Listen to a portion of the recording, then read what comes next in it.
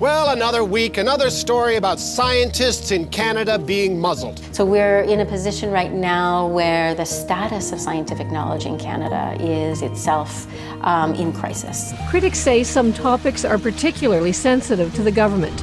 Climate change, greenhouse gas emissions, and how it relates to oil sands development. There is a war on science and scientists in this country. No science, no evidence. A group of scientists and professors have launched a powerful new campaign.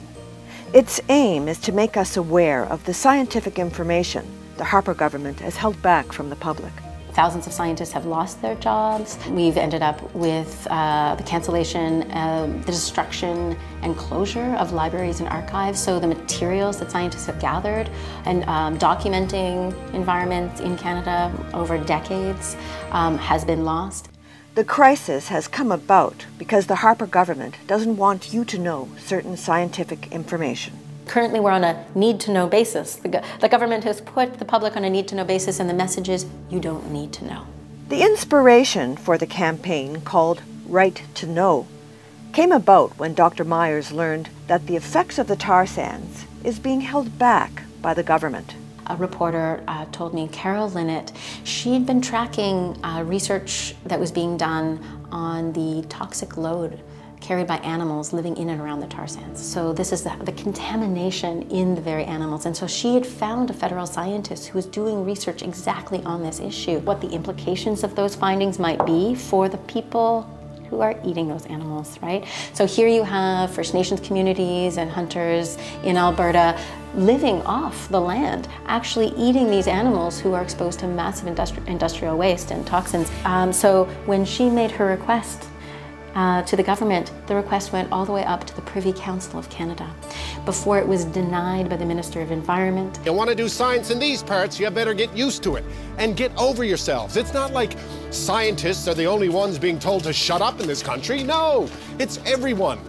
You have federally funded scientists, so scientists who are paid by Canadian tax dollars to do the research to monitor the health of our environments.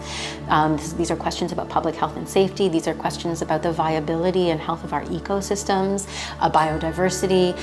These are the questions we need answers to moving forward. It is in industry's best interest, and perhaps also in a government supporting industry's best interest, for us not to know. As oil sands produce more oil and boost the economy, we're also producing apocalyptic landscapes that will be unremediated in Alberta today. We have landscapes that will never look like the boreal forest again.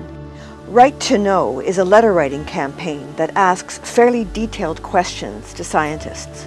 Its true purpose is to clue us into the facts. Already we know we're successful because 3,000 signatures went out on letters to federal ministers, MPs, and their critics. And we've already started to receive responses. We're actually changing the debate in Parliament. And if we can do that, right, we are going to be successful. So if you are a scientist, don't take it personally. Times have changed. The days of discussing science and your findings in public, they're over. It is a bygone era. Like smoking in the supermarket. This is the new Canada. Thank you for not talking.